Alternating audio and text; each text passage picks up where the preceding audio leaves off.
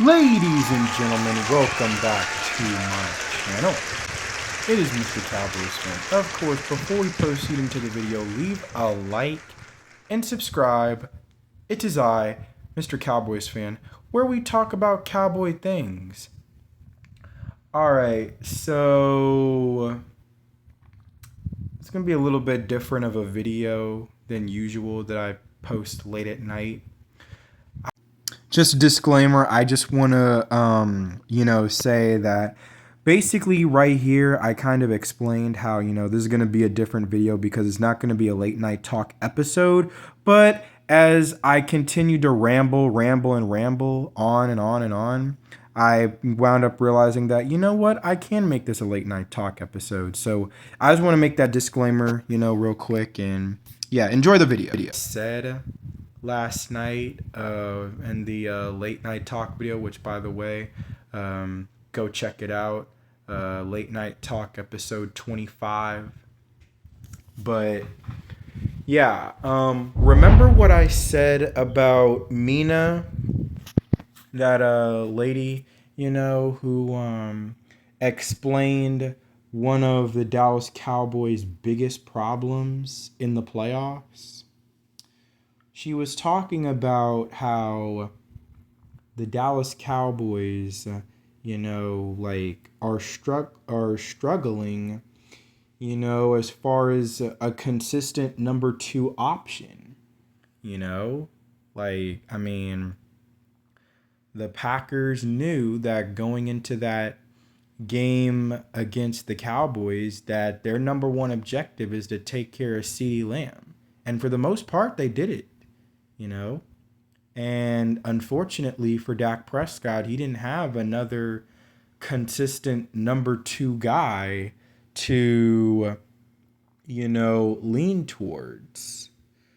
And that has been a problem. That's been a knock on Dak Prescott really his whole career. Like, even Tony Romo had a number two option in the playoffs in his career. You can recall that his first ever career playoff game against the Seattle Seahawks in the 06 wild card game, it was Terrell Owens, and then there was Jason Witten, as his security blanket. And then it was the same thing in 2007 against the Giants. And then in 09, he had Miles Austin and Jason Witten as the security blanket. And then in 2014, he had Dez Bryant. And this time, his number two option being an actual wide receiver was Terrence Williams. And yeah, say what you want to say about Terrence Williams, but he was a consistent number two option for Tony Romo to count on, especially during that playoff run in 2014. He made plays against the Lions, including catching 2 touchdown passes in that game. And he also, caught a touchdown pass, if I'm not mistaken, against the Green Bay Packers in the divisional round. Terrence Williams, T. Will, came up big, believe it or not, on some moments in those playoffs. Now, unfortunately for Dak Prescott, Terrence Williams kind of, he just never really had that same chemistry and connection with Dak Prescott the way he had with Tony Romo. But it is what it is. Dak Prescott in his first career playoff game, he had Dez Bryant, who was the leading receiver with over 100 yards, of course. And then he did have Jason Witten, if I'm not mistaken. But when you go from that point on, it was hard pressed for Dak to find a number two option. it was hard for him because in 2018 he had Amari Cooper, but I mean, not everybody else was just kind of eh, you know. He had Amari Cooper in that wild card game against Seattle. And then Amari Cooper was actually started off producing in the early going, including catching a touchdown pass that allowed us to, tie the game. But at the same time, though, from that point forward, Amari Cooper was a little non existent. And believe it or not, Michael Gallup was our leading receiver with like 100 yards. But Cooper didn't do much in that game.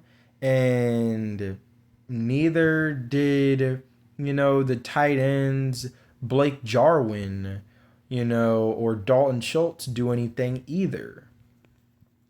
And then in 2021, his leading receiver was Dalton Schultz in that game with like 86 yards.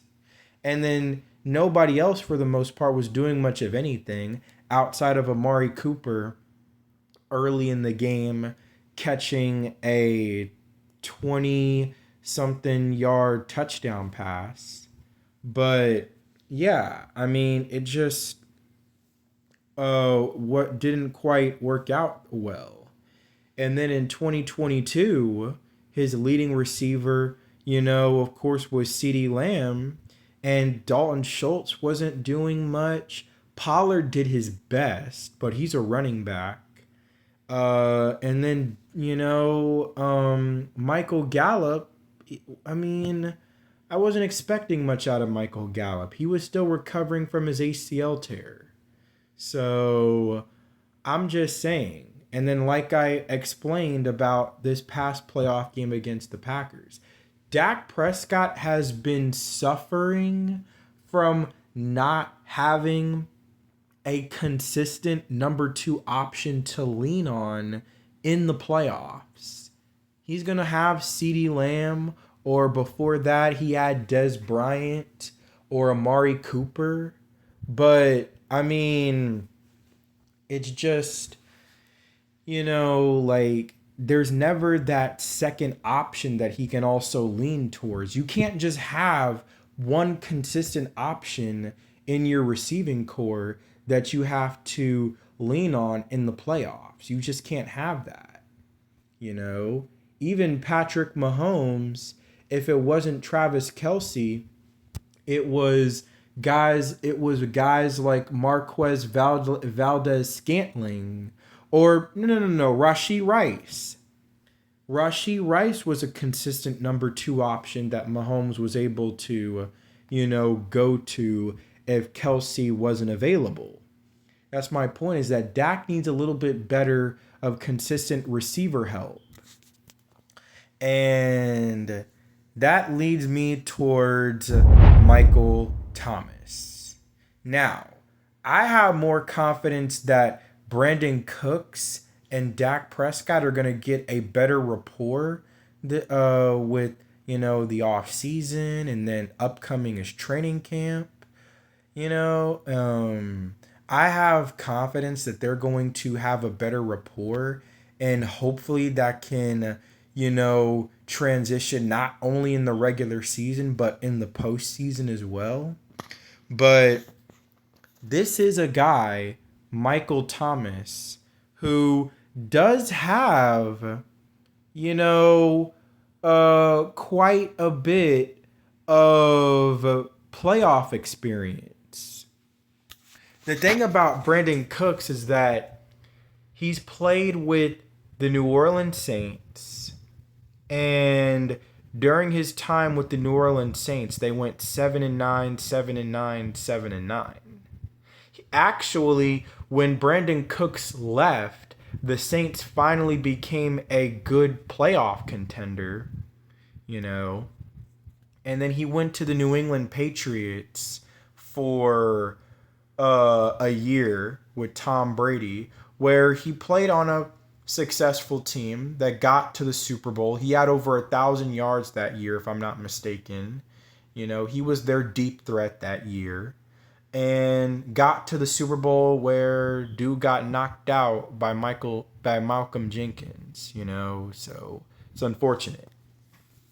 But either way, then he signs with the Rams in 2018, where they made the playoffs and they made it all the way to the Super Bowl again, where Brandon Cooks actually had a chance at a where he actually had a chance to make the big play that would have given the Rams the lead in the Super Bowl had Jason McCourty not came out of nowhere and broke up the pass.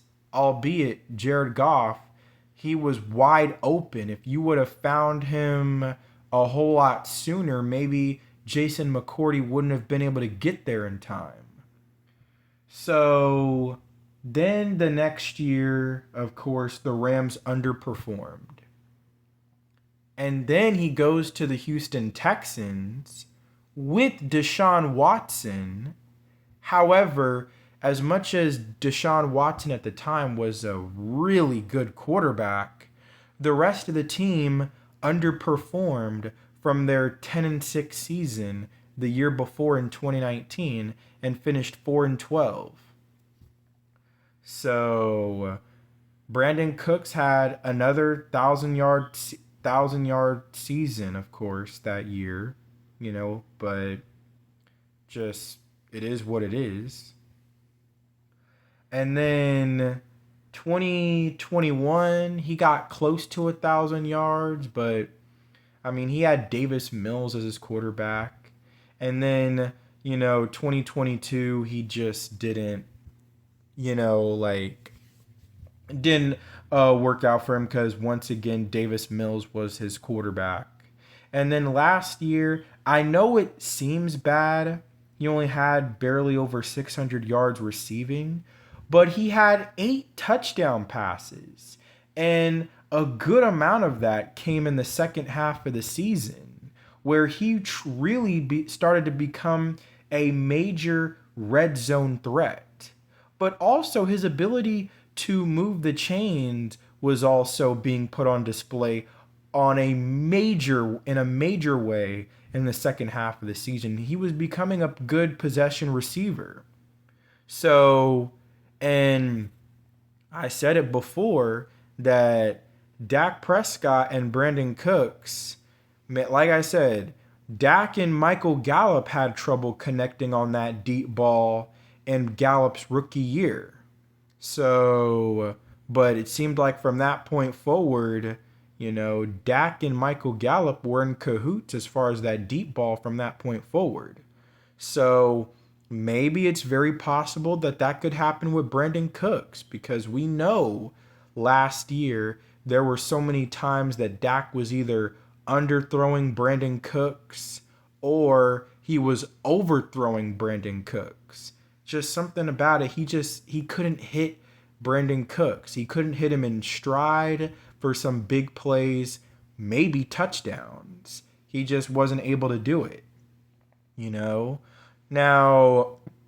some of them, a couple of those that he hit Brandon Cooks, you could argue whether or not those were truly like deep balls thrown down the field that he was hitting Brandon Cooks on. You could argue some of those, like the touchdown that he threw and connected with Brandon Cooks against the Rams, but it is what it is. But I wanted to make this video tonight because sources are that, and I even I saw it from Mike Fisher as well, talking about that, like it could, the Michael Thomas could be a target. And you know what? Michael Thomas could work. Like I said, he's got more playoff experience than Brandon Cooks. So maybe Brandon Cooks just, last year, like, I'm still blaming it on the fact that it was his first year, I'm still blaming it on that. Not that, like he just didn't the he had butterflies in the playoffs. I'm not saying that, but I will say that Michael Thomas does have more playoff experience and has been known to get busy a little bit in the postseason. So now here's the thing. Michael Thomas is 31. He hasn't played a full season since 2019. It is 2024, 5 years later. So I can promise you that he's not going to be our number two receiver, but I do believe he would probably be our number three. I really do. He's a guy who can really, get busy against zone. He's a guy that you can run slants for, outs or something like that, or in breaking routes. That's a guy that you can be able to count on. And yeah, his route running ability, I've said this before. Dak Prescott loves route runners. He's not really a, like I talked about this early when my channel first started about talking about getting the possibility of getting Mike Williams after he was now on the market. I was talking about that the Cowboys should probably go and try to get him, but I don't know if Mike Williams would have been a good fit because Mike Williams is a big body receiver who wants you to throw the ball up to him and give him a 50-50 ball to go up and get it. And Dak is just not really that kind of quarterback. I mean, yeah, we saw him show it on display, on a couple of occasions last year, like one to Michael Gallup for a touchdown against the Giants. But again, that's the Giants. And then he also had that one ball where he just threw up a prayer to Jalen Tolbert on a 3rd and long against the Dolphins last year. But he doesn't have enough experience with throwing the 50-50 ball to big body receivers like Mike Williams, so it probably wouldn't have worked out anyway. He's a quarterback who mainly enjoys route runners. That's the reason why it never truly worked out with Dez Bryant, because Dez Bryant is a big body receiver who wants you to throw it up, dog.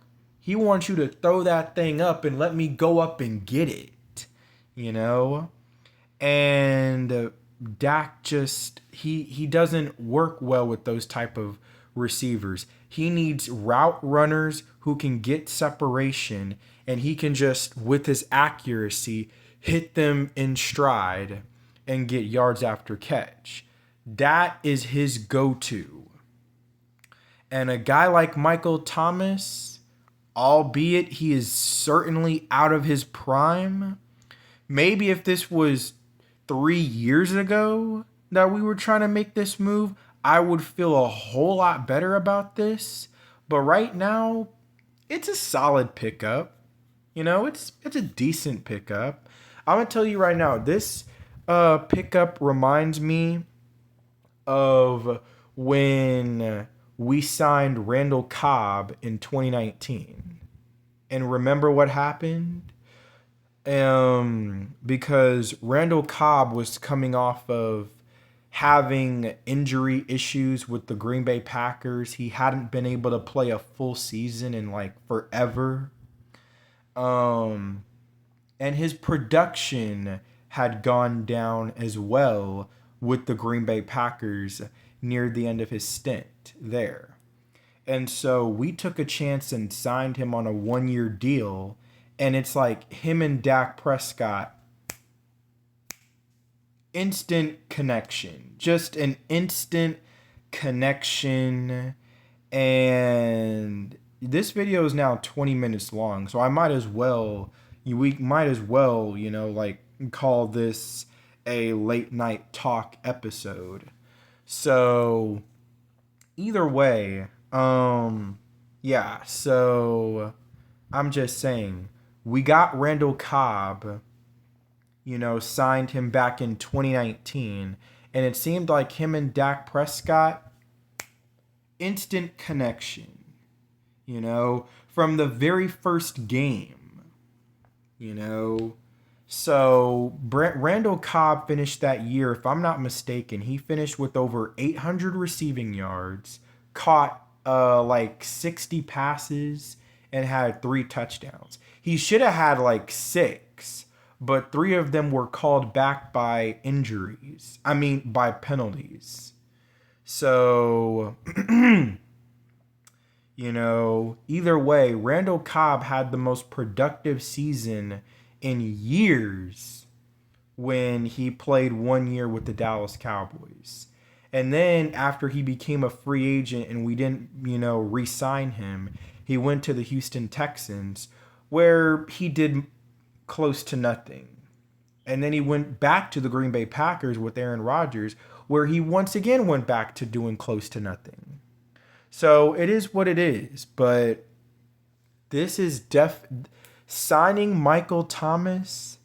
This is definitely creeping down Randall Cobb territory, because just like Randall Cobb's last productive season when we had first initially signed him was 5 years ago in 2014. Michael Thomas, his last productive season was 5 years ago in 2019. So you see the similarities going here. Like, is it possible that we could see Michael Thomas having a similar situation to what happened when Randall Cobb went to the Cowboys?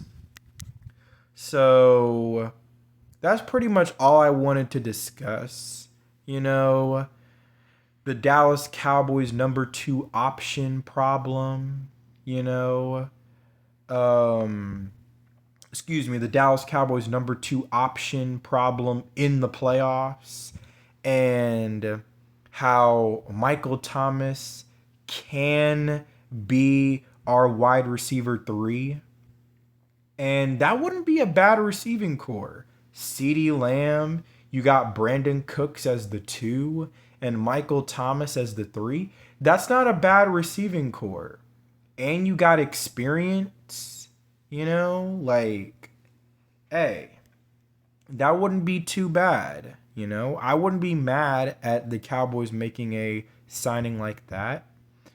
But let me know y'all's thoughts, like, do you feel like the Cowboys have a, number 2 option problem, in the playoffs, as Mina mentioned? Or do you feel like it's, just Dak Prescott choking? Which, if that's the, road that you're going to go down, well, that's you. And then let me know how y'all feel about this, the Cowboys being a potential target to get Michael Thomas, I don't think he would be very expensive, at all, so looking at his body of work over the past, 4 years, so you probably would be able to get him at a bargaining price, possibly like $4 million, $5 million. And yeah, I think it would, it definitely has potential to pay dividends if we were to make this signing. So yeah, let me know y'all's thoughts and comments down below. With that being said, to all my audience, to all of Cowboys Nation, this is Mr. Cowboys Fan, and this is Late Night Talk episode number 26, and we are out.